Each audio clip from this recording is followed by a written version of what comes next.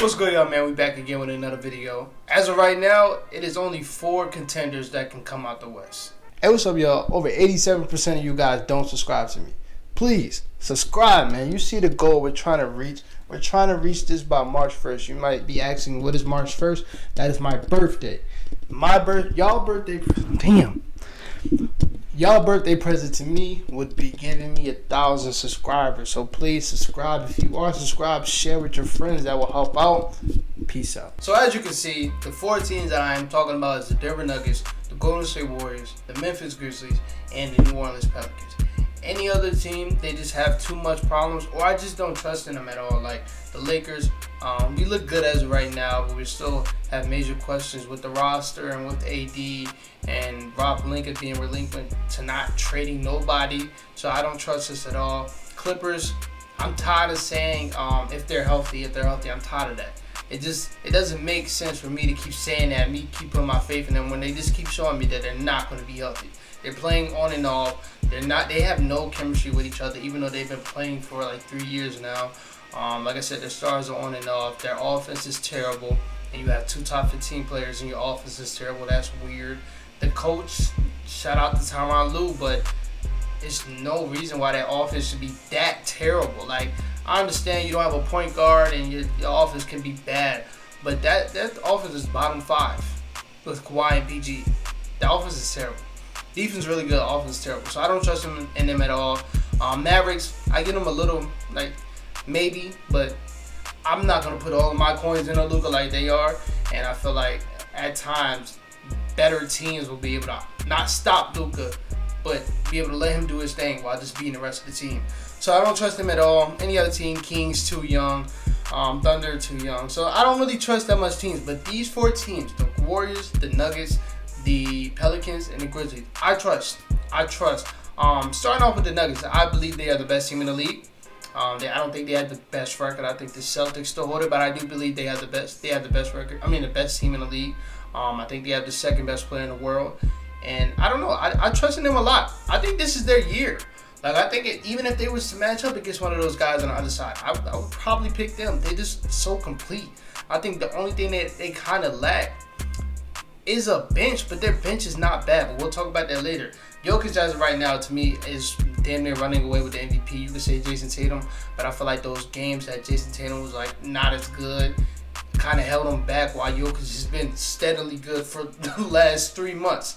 So I think he's been the best player this year. I don't think he's the best player in the league, but I think he's been the best player this year. I think he's the MVP. I think Nikola Jokic has made major improvements with his defense this year. He's not really getting killed on the pick and roll. His paint defense has been better. And like I said, he's been amazing on the offensive side. I think he's having his best year in the league. So I'm putting all my faith in him. And then you got Aaron Gordon, who's also having his best year in the league. The defense has kind of went down, but he's still a really good defender. Scoring, he's shooting 60% from the field. As of like last week, I haven't checked the stats in about a week or so, but he was shooting 60% from the field. Not only getting dunks, but like getting dunks, hitting mid-range shots, hitting 3-point shots. He's been super efficient, and him and Jokic, like I said, they fit so perfect that they should give both of them lifetime contracts. They have to play with each other for the rest of their career because they play so perfect. I remember the Nuggets was trying to find that floor, and at times Paul Millsap looked like he was a guy, but then he was getting old. They tried Michael Porter Jr., too young, too small. They even tried Bobo for like some games. Didn't work. You go out there and make that trade for Aaron Gordon, it's been perfect ever since. It's been perfect. And I like that he's kind of stepped up to be their 2nd best player, but I do think in the playoffs, that's when Jamal Murray will show up.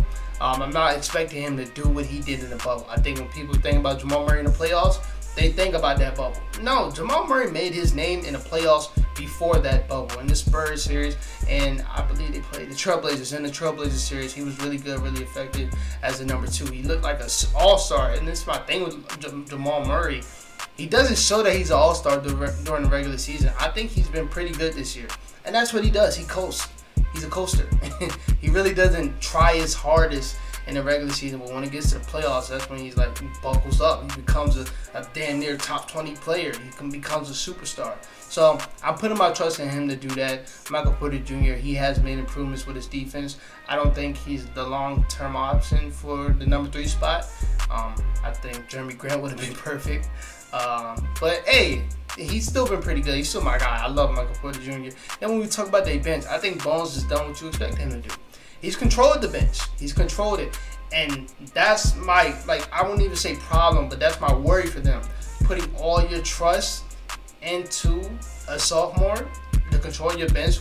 They don't have a deep bench unit, but they got some pieces, bro. I didn't even talk about Kentavious Caldwell-Pope. He should damn near also sign a lifetime contract. His shooting has went up, and that's because he's playing with one of the best playmakers of all time on his team. His defense has been really good. Bruce Brown, same thing. They're even running him at point guard, something I didn't think he had until he went to the Nuggets. So they have a decent team, but I think getting a defensive wing like a Jared Vanderbilt can help out the bench, especially with a guy like Bones Highland, who's really effective on the pick and roll, and Jared Vanderbilt is one of the best bigs on the pick and roll in the league. I think that would be something that can take them to the next level, where it can kind of solidify them as being the best team. Because that's the thing they're missing, is just a point of attack defender, a versatile defender, and I think Jared Vanderbilt is that.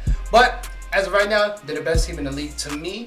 Now, when we go to the team that's number 2 as of right now, the Memphis Grizzlies. I don't even want to talk about Ja. We know Ja, especially when he gets to playoff. He's made his name in a playoff. We know him right now. He's a superstar. I want to talk about Jaren Jackson. They wanted to make a video about Jaren Jackson. Just didn't feel like I had enough information to make a whole 10-minute video about it. But his defense is crazy. Like, it's next level. Like, best defender in the world, next level. I would still give it to Anthony Davis when he's healthy. But it is a reason why this Grizzlies team, without him, the first month and a half, 2 months, were a bottom 10 defense. They was around 23 to 24 ranked in the league. Since he's came back, they've been the number 1 defense. He has 6 games with above 5 blocks. Now, Brook Lopez is right behind him with, I think, 3 or 4. But his defense has been otherworldly. And I've been saying for the longest time, I would love him to stop fouling, because that will allow him to play the 5. I no longer believe that. And this is why. He's playing the Giannis role. Giannis can play the 5 easily, but that's taking him out of his element. He can't float around. He's not going to be able to recover for a lacking defender and get a block. He's not going to be able to help off. He's just going to have to guard the 5. He's going to have to stay in the paint. That's the same thing with Jaren Jackson. And having Steven Adams there allows him to be the free safety, and he does it like no other. Like, his impact is crazy. Right now, he's running away with Defensive Player of the Year. He's running away with it. Shout out to Brook Lopez. He's still been amazing on Defensive Player of the Year. But this fucking impact from this nigga, Jaren Jackson, has been amazing, bro. He's been really good. Now, my one problem with him is on the offense.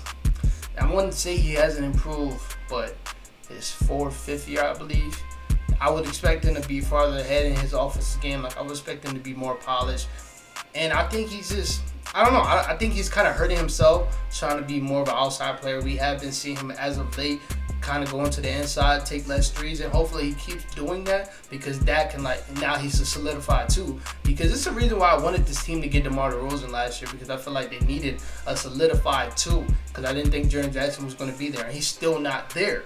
So if he takes those steps, I'm all in. I'm all in on Jaren Jackson. He can be a top 25 guy. That's just how good his defense is. So if he takes it doesn't even have to be a huge leap. Like Bam, this year he's taken a leap on offense. He's become better all around. He's become more aggressive. That's what Jaren Jackson has to do. Stop taking them dumbass threes, because ever since your rookie year, you haven't been a good three-point shooter. That's kind of a false narrative with you that Jaren Jackson can space the floor. I mean, actually he can, but still 34%. How spacing is that? Karis LeVert shoots 34%. You think he's a shooter? No. So Jaren Jackson's not a shooter no more. So, but other than that, he's been amazing. I think a person that can help this team hurt this team is Dylan Brooks. He sucks. Bad. Defense has been really good, but he sucks on offense. Desmond Bane, a lot of people saying he took a leap in his shot creation. I don't see it at all. I think he took a leap in his playmaking, and I like that. I do think they still have a deep team, but when it comes to the playoff, does that matter? Not at all. Like, the Warriors had a deep team. You didn't see them play Brandon Rush in the playoffs, not at all. So that shit don't matter. You gotta have a great top-heavy team, and I wouldn't say they have. I would say they have that, but compared to these other guys that I'm talking about, the Warriors, the Pelicans, and the Denver Nuggets, I don't know. I don't know. So out of these 4 teams, I would have them as 4th, but I think they could beat every team.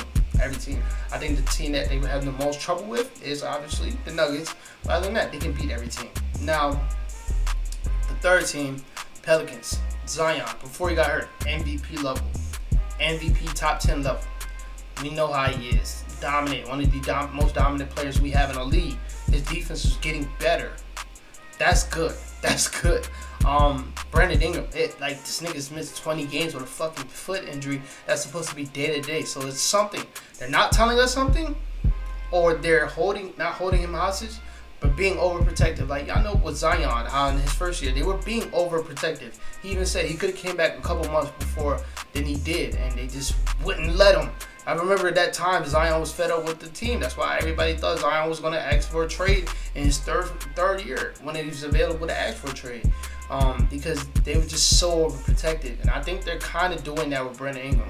Because the nigga got his foot stuck. It has to be broken then. They said sprain. They're broken. It has to be broken. It's been 2 months. Come on now. But CJ has stepped it up tremendously. Tremendously.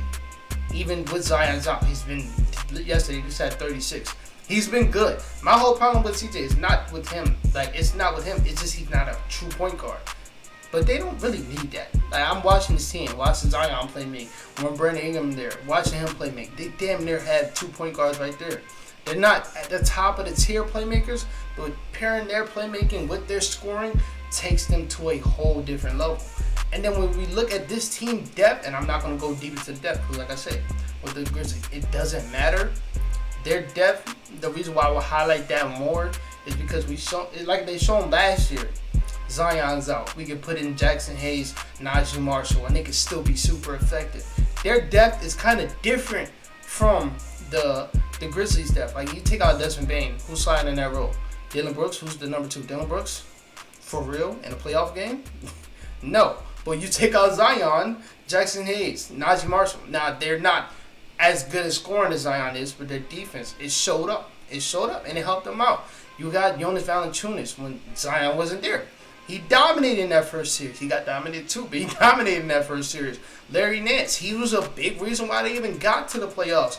They have depth in the right places, and their course. They're not their reserves, but the other parts of the depth, like the Trey Mans, the younger depth, the Trey Mans, the Herb Jones. They're ready. They've been through it last year. Trey Murphy. I said Trey Man. That's funny. Trey Murphy is having a really good year, shooting 42% from the 3. Herb Jones, his offense has been lackluster, not what I expected, but his defense has still been top tier. Like I said, Larry Nance, Jose Alvarado is showing that he's one of the best backup point guards in the league. They have depth that's going to play. You go to the Grizzlies, Santi Aldama is not going to get that much minutes. John Contar, you play him if you want to in the playoffs. That's why this depth with the Pelicans, they played in the playoffs. They've been through it. They play major parts in the playoffs. You're not going to see John Conchar or Santi Aldama play. I'm just being honest. So, I'm looking at this team. I think they have one of the deepest teams in the league. I think they have one of the best young cores in the league. One of the best coaches in the league.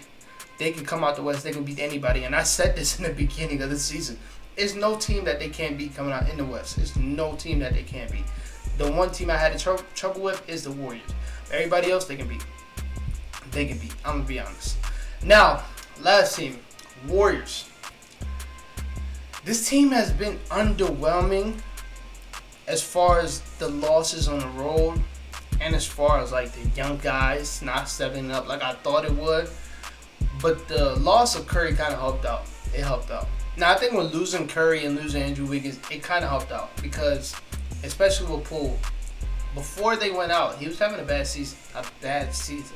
Like a really bad season, especially coming off a max contract extension. He was having a horrible season, but now that he's being the number one option for, I would say, 10 to 15 games, he stepped it up. His scoring has been amazing. His playmaking has been good. Turnovers got to go down, but when his role lessens, they're going to obviously go down. And I think when Steph Curry's going to come back, he's going to be back to normal Jordan Poole. Andrew Wiggins was having an all-star year before he got hurt. Draymond Green, I think he's become severely underrated. Really underrated. Just because how disappointing the team's been. And we knew, like, Draymond Green is just one of the most important players in the league. And them being so disappointed while he's there, it kind of got people talking. But, like, Draymond defense is still elite. Still elite. And he's doing this all in a bad back. He's hurt, too. I don't think people realize that. Draymond Green is hurt, too. He's still playing. Still playing. On a bad back. Playmaking been elite. And I think what they did find with the loss of Curry and the loss of Andrew Wiggins was their young guys got better. Way better at that. Jonathan Kuminga, like I told y'all, I believe I recorded a video talking about him a couple days ago. Defense has gotten way better. And it's come to a point where off the bench, they're going to need Jonathan Kuminga. They rely on him to guard one of the team's best players. They rely on that because he's just been that good. Moses Moody is finally understanding and finally getting better on defense. He's not as slow as he was. He's turned the turnovers down because I don't think people realize he turned the ball over a lot too. I think he's getting better. You find a diamond in the rough in Dante DiVincenzo. That's what they always do. They go out there and not sign the biggest name, but they sign the name that they know is going to fit. He's fit. And now you're moving him and Jordan Poole to the bench, and now you're all fully healthy. They're still one of the best teams in the league. And then you have, arguably to some, the best player in the league. So, I ain't even talk about Clay. Clay looks like all-star. He looks like an all-star. Defense has gotten way better. I don't think that's being talked about. It's gotten way better. He's not elite. Not elite. But his defense has been pretty good. And I just trust in Steve Kerr. People like to say, oh, he's had Steph Curry, Klay Thompson, Draymond Green, Kevin Durant, Andre Iguodala, 5 Hall of Famers and so forth. No. Steve Kerr is an all-time coach. He is an all-time coach. Y'all can keep downing it all y'all want. That nigga's an all-time coach. This team, I think the only thing they're going to miss is just a big, because James Wiseman has taken some steps, but it's not the steps you got time to wait on. You know what I'm saying? Like, they don't have time to develop him. You see, Kuminga did it on his own. He stepped his game up. Moody, they know they need that shooting. He stepped his game up on defense, so now he's getting minutes. Anthony Lamb, he just plays like a warrior. And what's his name? Ty Jerome, like, just smart guys. They just found them out of nowhere. Like, they know what they're doing over there. They know what they're doing. And I think just getting a big off the bench can help out so much. But like they showed last year, they really don't fucking need it. They're just so much better than everybody. Especially in the playoffs, a lot of people are going to bring up that role worker. That shit don't matter to me. It don't, because when you got those three, Steph, Clay, and Dre, 4, and Steve Kerr, the niggas that's been through it for the last 10 years, they know when it's time to lock in. So I'm not really worried about that fucking role record. I'm not. Because there's other teams out here that we label as contenders, they've had bad role records too. That have bad records against top tier teams. But we don't kill them for that, because it's not really on the forefront. But we see that the Warriors are 3-16 on the road. I don't care. I don't. But, like I said, these are only 4 teams that can legitimately come out the West. Any of the teams, like I said, it's no argument. I'm tired of the Clippers. I'm tired. But that's it for this video. We will be dropping a Kings video later this week. So make sure you tune in. Make sure you like and subscribe and share with your friends. I'm out. Peace out.